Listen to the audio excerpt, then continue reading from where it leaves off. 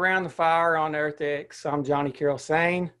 I'm here today with Michael Cravens, who is the Conservation Coordinator of Arizona Wildlife Federation. He's got a lot of stuff going on here. He's a board member of the Arizona Backcountry Hunters and Anglers. Yeah. He's also an ambassador and contributor to Hunt to Eat. Glad you could sit down with us, Michael. I'm also here with the publisher and editor of Bear Hunting Magazine, Clay Newcomb. And I'm actually kind of surprised we got him in here this close to pre-rut activities. Pleasure to be here, and look forward to the conversation. We're going to start off by establishing, I think, some pretty well understood ideas that having healthy habitat, healthy fish and wildlife populations, and a place to pursue those fish and wildlife populations forms the bedrock of not only the hunting heritage that led to where we are today, but the current hunting culture, and it's going to have to be a part of the future going forward. I think the essential component of understanding how hunters and fishermen are connected to conservation and have been for a long time and will be for a long time in the future is this one key component that even some hunters don't know about, which is we're the ones that have been paying for conservation in North America since, I believe, 1937, when the Pittman-Robertson Act, which is essentially an excise tax, which was instated, that is a voluntary tax that we pay on hunting and fishing goods that goes back into the states based upon some interesting calculations that they do that pays for conservation. And this excise tax is important, and we know that conservation, environmental issues almost always goes back to finances, if we're just being honest. And this user pay system means that we're the ones that are using the resource, using these public lands, and we're also the ones that are paying a big chunk for conservation. So that's one thing that's built in, Johnny, that you don't even have to know about that. But if you go to Walmart and buy hunting goods, you're paying for conservation. And we could talk the whole time about that. Well, to build on what Clay said, I grew up in the Missouri Ozarks, just like you fellas, and I hunted and fished because that's what you do when you're in the outdoors and you grew up in the Ozarks. I got away from that for a while, and basically I just started chasing critters around. I was bird watching for 15 years. Seriously, I was chasing herpetofauna, reptiles and amphibians around, freshwater fishes, crayfish. Man, I got excited about all of it. So I like to say that, I've kept a foot on both sides, the consumptive and the non-consumptive. And I'll put it this way. There's a lot of great conservation work that goes on the non-consumptive side of things. But honestly, it doesn't compare to what goes on in the sportsman community. And I don't say that to belittle the other side. Like I said, I live on that side too, and I'm proud of it. But yeah, in the sporting community, there's something about having that tangible connection to these animals that makes you want to put in that extra effort. And to make an argument for that working, just look at our model of wildlife conservation and look at the past 100 years. We have more deer, more bear on the landscape than we did 100 years ago. And it's because, and we've done that while still enjoying, these animals as a resource, bringing that meat home to our families. It's proof it works. And it's proof in my mind that, playing around in this on the sporting side of things gives you a connection to animals and conservation that is very real, very tangible, and makes you want to contribute. Hunter numbers are declining. And so if you take the viewpoint both of you have presented, which I believe is accurate, that hunters are the backbone of a lot of the conservation efforts in this country. So if going into the future, if this next generation, the generation after that, we have declining numbers of hunters, what does that mean for conservation going forward? And can these conservation issues be even maybe a rallying cry, a way to bring more hunters into the fold? I think if people really understood the funding of a lot of the success that we've seen in North America for our wildlife, they would be hunters. I mean, nowhere else in the world are big game animals thriving like they are in North America. And I think if you were to ask that question to somebody somebody that was disconnected from rural hunting culture, they would probably say that would be false. Because I mean, we have this idea of, the world is collapsing, and in so many ways on a global scale, it is. I mean, we're having major environmental issues everywhere, but a shining star in the midst of all this is North America's big game. And Johnny, you guys would know this, there are 29 basically species and subspecies of North American big game, which would be wild sheep, elk, moose, caribou, mountain lion, all the bears, all the deer, bison, all these different species. And can the next generation carry that into the future and continue to fund conservation, continue to be, good stewards? I think they can. It's an issue of how do we transfer our value system into these kids, which these value systems kind of get pulled apart perhaps by just there's so much pulling at these kids these days. One thing I'll add to what Clay said. He's right. North American big game is a shining example of something that's actually going right, and that's wonderful. But I don't know if our audience is all going to be hunters and anglers, so it's extremely important, I think, to point out that not in all cases, of course, but overall, what's good for big game, what's good for their habitat, is also good for non-game species. We need more conservation on the non-game side of things, and I'll earmark the importance of the Recovering America's Wildlife Act here, which is primarily focused on non-game species. That's going to help game species by, the funds utilized for non-game are going to be available to big game if we do get RAWA passed. But all right, my dog's distracting me here. But That's a lot. Yeah, I'm living in a place where I'm excited about the work the Sierra Club does. A lot of people might not like that. I'm also excited about the work that the Elk Society does, and a lot of people might not like that. But the truth is, those two groups depend on each other, and whether they like it or know it or not. Wolves would not have habitat to live in if it wasn't for the Elk Society, or I should say as much. That prey base wouldn't be there, that acreage wouldn't be there. So all these groups are working together, whether they like it or not. And I, for one, am glad they're out there doing that work.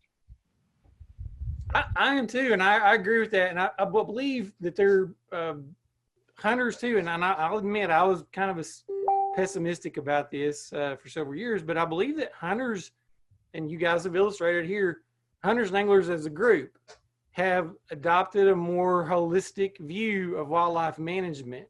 Where at one point it used to be just about how can we increase the number of white-tailed deers and everything else be damned. How can we increase the number of wild turkey? But now it's a lot of hunters are ecologically aware. They understand more about how ecosystems work, and they understand that even species they don't pursue often have practical value to the ecosystem. Like Leopold said, every cog, in the system, it matters. So I'm seeing that, and that's kind of what I'm seeing more and more again, with the next generations coming up. They may have missed out on the hands-on experiences that we did as youngsters in a rural, in a rural culture, but they seem to have a much broader grasp of how that ecosystem works, generally speaking, cross population. So I'm thinking again that those two things can play together going forward. There's definitely a relatively new progressive movement in the hunting and angling community in relation to what you were just saying, and it's groups like Backcountry Hunters and Anglers, Theodore Roosevelt Conservation Partnership, Trout Unlimited, and gentlemen like you two. That I think those people, they were always out there, but they didn't necessarily have a voice. And guys like you and groups like those are providing that voice. I think it's a big deal, and I think it's the right way forward. Well, and in that same vein, BHA is huge in that department. Mm-hmm. I mean, and you guys have brought the flat bill caps into hunting and angling culture, Yep. which to me it's just like I don't get that, but anyway, that's there you go, put a bin in that cap. But that's the that's the next generation. That's the millennials. I'm 45. I'm not in that next generation. I know you're not, and I know that's a very petty thing for me to point out, but I see it as a pretty smart way to show this next generation that, hey, you guys can be part of this. Yeah, you matter. You got a voice. It gives them a tribe, so to speak. And as much as the human tribalism can really mess things up, it's part of what we are, and we want that place. Exactly. I feel like you have a place to belong, and you're among like-minded people. Right. I understand that. Johnny, to give comment to what Michael said about the different organizations working together, like a non-hunting conservation group and a hunting-based conservation group. Man, we're all after the same thing. We really are. We want healthy ecosystems. We want wildlife on the landscape. We want access to wild places for us to enjoy. The divide is how we enjoy that. And that is work that hunters need to do at bridging that gap, like we're doing right now, and just saying, hey, we're naturalists. We're interested in the broader health of the ecosystem. We're not barbarians, and we're fighting against about 200 years worth of bad press to the American hunter in a lot of ways when it comes to conservation and even environmental issues. I'm putting the onus upon us as hunters to tell our story, to do a better job at that. If you're breathing, if you're eating, you're a consumer. It just so happens that those of us that hunt prefer to get a portion, some of us a larger portion than others, of our sustenance by our own hands in the wild. Actually, all three of us have talked about this. Hunting is probably one of the most human things, maybe the most human thing that we can do. Absolutely. That's what led to us being human. Yeah. And if you don't want to do it, if someone else doesn't do it, I'm okay with that. But I want to make that point that you said, animals coming out of ecosystems, that's as natural as can be. That's how things always operate. Yeah. Death leads to life. I live in probably the most left-leaning neighborhood in Tempe, Arizona. It's a left-leaning town, and I am in the epicenter of the left-leaning neighborhoods. And I'll start by saying, everything's politicized these days, right? Everything's partisan. It's just mind-numbing. Things aren't really like they come across to us through our social media channels or television. The people I live around are fantastic people. They are not anti-gun. They all know that my family eats almost 100% wild meat. I take a great deal of pride in that. They think it's awesome. And it's the same thing on the hunting and angling side. When you first stick your head in that door, or say you're looking in from the outside, you see these loud and proud fellas. On both sides, you're going to hear the loudest, most unreasonable folks first. All right. So if you're not in that group, you make your decision up right there about them. But the truth is, there's a lot of thoughtful, a lot of reasonable people on both sides that you don't hear from. I think that's a great point, Michael. I'm glad you said it that way. It's easy for me to kind of have a persecution mentality. So it actually helps me to hear you say what you just said, because sometimes I feel like I'm just like, well, you're going to get that. I've brought bears home, 2 bears since I've been living in this house. And the neighbors know I eat bears. Now, it's not as bad as how it looks.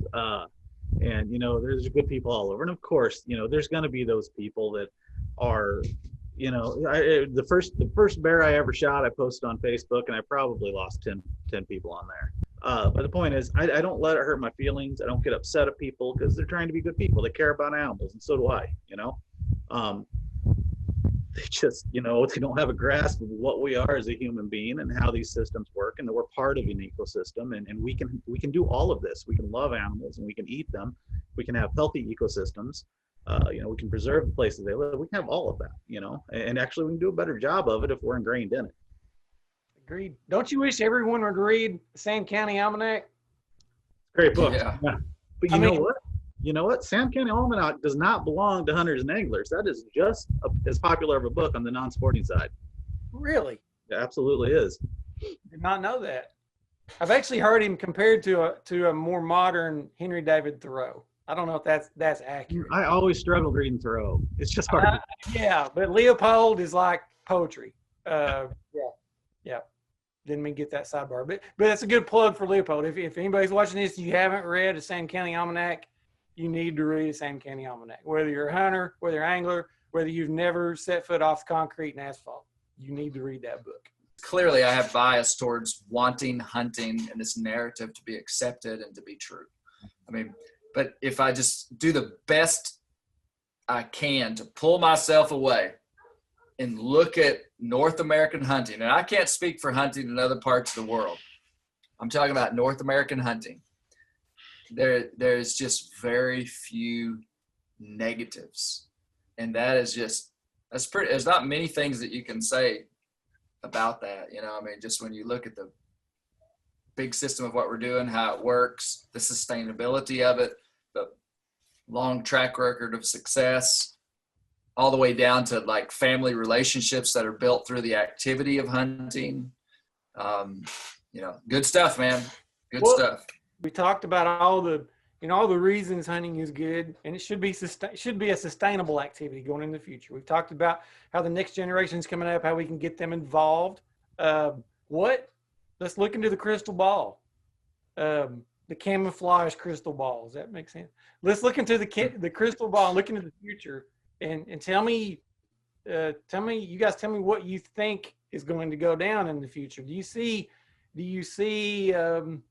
you know, that we're still going to have access to these public lands that are vital?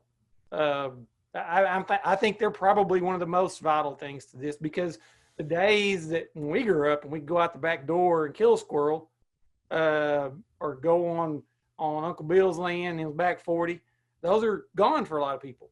So the access to public lands is super important. Yeah. And then, you know, just the overall, yes, you know, lots of big game populations are doing well, but there's still an overall habitat deterioration. You know, there's water issues, there's still urban sprawl, there's climate change.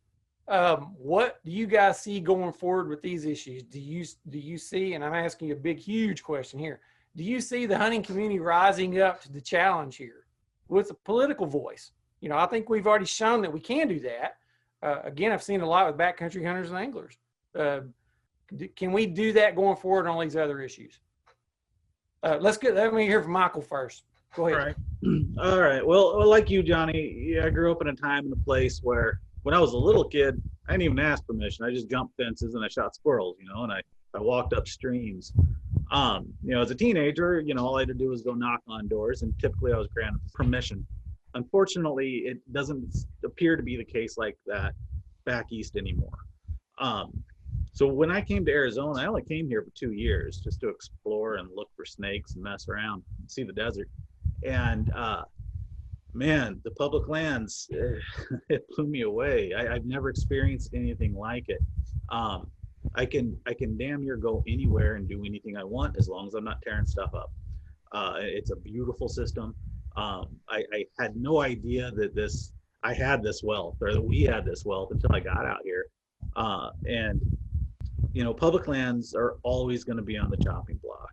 You know, we live in a capitalist society. There's a lot of wealth to be had in those. They're always going to be, you know, threats to them. Right now, you know, there's all kinds of turmoil around public land. So nobody likes politics. I sure as hell don't. That's where these decisions are made. You know, that's where it comes down. So whether we like it or not, we have to have a voice in that arena. You know, again, I don't like it. I would rather ignore it. I'd rather stay out of it. But but we don't have a choice in the matter, and if we don't get in that arena and raise our voice, in a reasonable and intelligent manner, we're going to lose these things, with social media and urbanization. People are getting away from, access to these things that the three of us grew up with and cherished so much. We talk about, like, I forget the word for it. Edward Wilson talked about it. If you go into a room of kids all playing on video games and you pull a puppy or a frog out, nobody's looking at a video game. You know what I mean? We all have that connection. I don't think we're going to lose it that easy, even though it looks like it.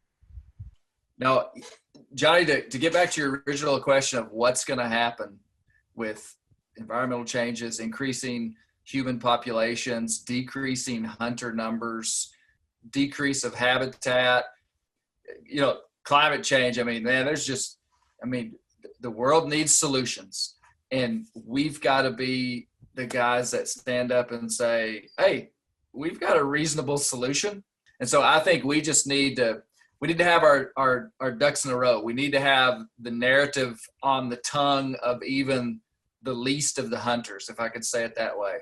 The closest connection we have to the next generation is parents who are actually showing their kids, but that's not enough. We need a stronger understanding of how to communicate as humans in a social media world, which is a massive human experiment that none of us have ever successfully walked through because we're right in the middle of it. But if you could get about 70% of hunters that just had this pretty solid understanding of how we present ourselves on social media, we could change the planet. So what that means is leadership. We got to have leadership in the outdoor world. We got to have people that aren't just talking it, but are doing it. And none of us are perfect. And I'm not claiming that I've made a lot of mistakes in a lot of places inside of the things I'm talking about, but I'm learning. I'm willing to learn, willing to be humble, willing to listen and have a realistic view of our weakness, but also willing to have a lot of optimism towards the future. And so I think we can make right decisions. I would agree with that. I think we would be remiss, and Clay, you alluded to it, but I think we would be remiss, if we didn't mention climate change in the discussion of the future of hunting and fishing. There's a lot of old guys out there that, are dead set about denying anthropomorphic climate change, and I'm not here trying to change their mind about that. But I will say they've been around long enough now that they're, especially here in the Southwest, where you can physically see the changes, and they can tell you those stories. You're not going to get them to tell you it's their truck causing it, that's for sure, but they can tell you they're seeing the changes. And everything we've talked about up to this point is probably not going to matter much if we can't get that stuff under control. So, I think in any discussion about the future of hunting and angling, you got to at least bring it up. I agree with that. And I think that hunters and anglers are, because we're out there, we're going to be the ones seeing the changes. I've already seen some here. Actually, probably the last 4 or 5 years, we've had really, really wet summers. And I know that because I look forward to July and August every year when I can wet wade the creeks for smallmouth. And those creeks have to be at a certain level for me to, effectively wade them safely and effectively wade them. And that's been a rarity. And that to me is crazy. Growing up, that was a given. You go to the creek in July and August and you'll be able to go to any hole you want to and fish it. And now we've seen, whitewater kayaking levels in August. It's just unheard of. And so, I agree with you, Michael. And I'm thinking that if hunters and anglers can put maybe a lot of our politics aside, and I hate to say, look for the anecdotal evidence, but that's all we've really got to go on as humans. And then you can compare it with the empirical evidence, and see how does this stack up? Is this what I'm seeing? Is what I'm seeing an effect of this? And yeah, I think that's probably the biggest issue we face. It's just a little slower moving, I guess, and not quite as tangible and visual as a lot of the other issues. But I'm saying, we evolved to ahead. live in this little slice of time where we're just worried about our next meal and not getting eaten by a big cat. We don't look into the future as a species. That's not what we're set up for. It's not what we're wired for. It's hard to grasp this stuff, and unfortunately, we're in a place where we're going to have to break out of that shell and look ahead a little bit.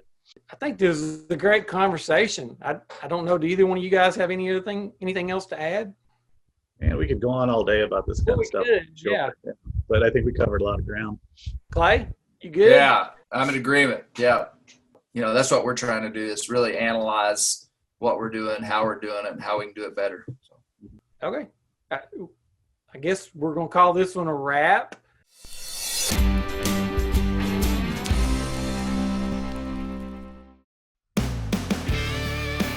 We are sportsmen, and we are in trouble. We've learned what happens when we underestimate a serious threat. We can't make that same mistake with climate change. We need to stand up for America and for our kids and grandkids. Make your voice count in 2020.